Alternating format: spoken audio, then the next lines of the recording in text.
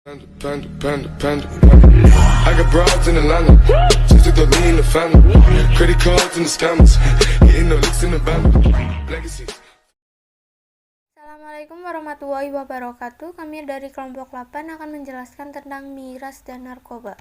Yang pertama, definisi narkoba. Narkoba secara lengkap sering disebut sebagai nafsa atau narkotika, alkohol, psikotropika, dan zat aktif lainnya yang merupakan bahan kimia yang dapat mempengaruhi kinerja saraf pusat. Narkotika adalah zat atau obat yang berasal dari tanaman atau bukan tanaman, baik sintetis maupun semi sintetis, yang dapat menyebabkan penurunan atau perubahan kesadaran, hilangnya rasa nyeri, dan dapat menimbulkan ketergantungan. Narkoba sebagai zat yang diperlukan untuk pengobatan dalam kesehatan seringkali disalahgunakan, tidak sesuai dengan standar pengobatan, dan jika disertai pengedaran narkoba secara gelap, maka akan menimbulkan akibat yang sangat merugikan bagi perorangan ataupun masyarakat, khususnya generasi muda, bahkan dapat menimbulkan bahaya yang sangat besar bagi kehidupan dan nilai-nilai budaya, dan nilai-nilai yang pada akhirnya akan melemahkan ketahanan sosial. Jenis-jenis narkoba antara lain yaitu ganja, sabu-sabu, ekstasi, putau, heroin, hasis, opium, morfin, dan kokain. Yang kedua, definisi tentang minuman keras, yaitu minuman keras sering disebut miras adalah seluruh jenis minuman yang mengandung zat adiktif atau alkohol dan dalam pandangan ajaran Islam termasuk diharamkan. Alkohol adalah obat psikoaktif yang paling banyak digunakan. Alkohol mengandung etil etanol, inhalen atau sifin, atau bahan pelarut yang berupa bahan organik karbon yang menghasilkan efek yang sama dengan dihasilkan oleh minuman yang beralkohol. Contoh minuman keras adalah arak, vodka, gin, baijiu, tequila, rum, whisky, brandy, dan soju. Dampak dari penggunaan narkoba ini yaitu yang pertama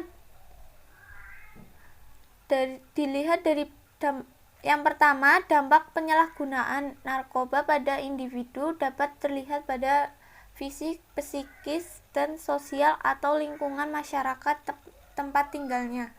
Dampak terhadap fisik atau lain sakit kepala, mual, seluruh susah tidur, tidak nafsu makan.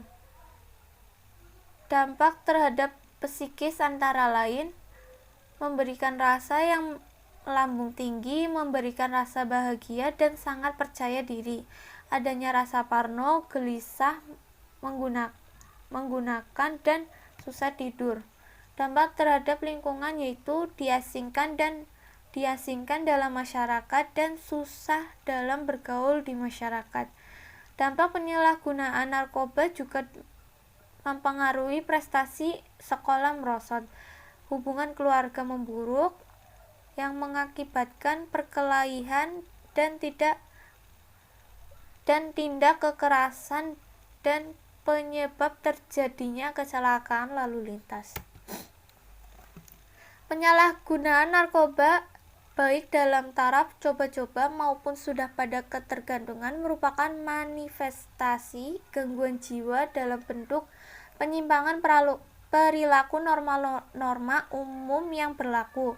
Dampak negatif akibat mengonsumsi minuman keras sangat beragam, mulai dari masalah gangguan kejiwaan hingga berbagai kerusakan organ internal tubuh seperti hati, jantung, pankreas, dan sistem pencernaan dapat terjadi.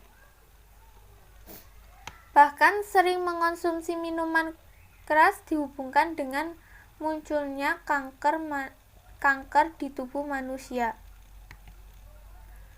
Perspektif agama dan norma. Perspektif agama dan moral. Di dalam agama Islam terdapat beberapa ayat Al-Quran dan hadis yang melarang manusia untuk mengonsumsi minuman keras dan hal-hal yang memabukkan. Di era Rasulullah, zat berbahaya yang paling populer memang baru minuman keras atau khamar. Kemudian pada zaman modern seperti sekarang ini, narkoba juga dapat dianalogikan sebagai hal-hal yang memabukkan.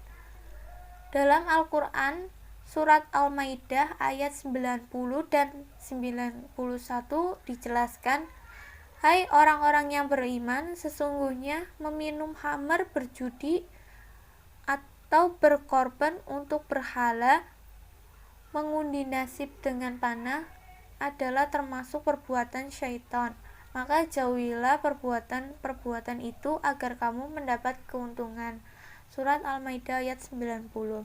Yang selanjutnya, sesungguhnya syaitan itu bermaksud hendak menimbulkan permusuhan dan kebencian di antara kamu lantaran meminum khamar dan berjudi itu, dan menghalangi kamu dari mengingat Allah dan sembahyang. Maka berhentilah kamu dari mengerjakan pekerjaan itu. Surat Al-Maidah ayat 91. Tafsir mengenai perbuatan setan yang dimaksud di atas adalah hal-hal yang mempengaruhi pada keburukan, kegelapan, dan sisi destruktif manusia. Hal-hal tersebut bisa dipicu dari khamar termasuk narkoba karena bisa membius nalar sehat dan jernih. Khamar termasuk narkoba berpotensi memicu permusuhan dalam kebencian antara sesama manusia. Khamar dan narkoba juga bisa memalingkan seseorang dari Allah dan sholat. Dari ayat tersebut dapat disimpulkan bahwa khamar termasuk bisa merongsongkan seseorang ke derajat yang rendah dan hina, karena dapat memabukkan dan melemahkan. Untuk itu, khamar dalam bentuk yang lebih luas adalah narkoba, dilarang dan diharamkan. Sementara itu, orang yang terlibat dalam penyalahgunaan khamar atau narkoba dilaknat oleh Allah, entah pembuatnya, pemakainya, penjualnya, pembelinya, penyuguhnya, dan orang yang mau disuguhi. Pencegahan penyalahgunaan narkoba dan miras sangat tepat bila dimulai dari dini dan di lingkungan yang terkecil, yaitu keluarga. Komunikasi yang baik antara orang tua dan anak menjadi kunci untuk mengantisipasi peredaran narkoba dan miras di anggota keluarga.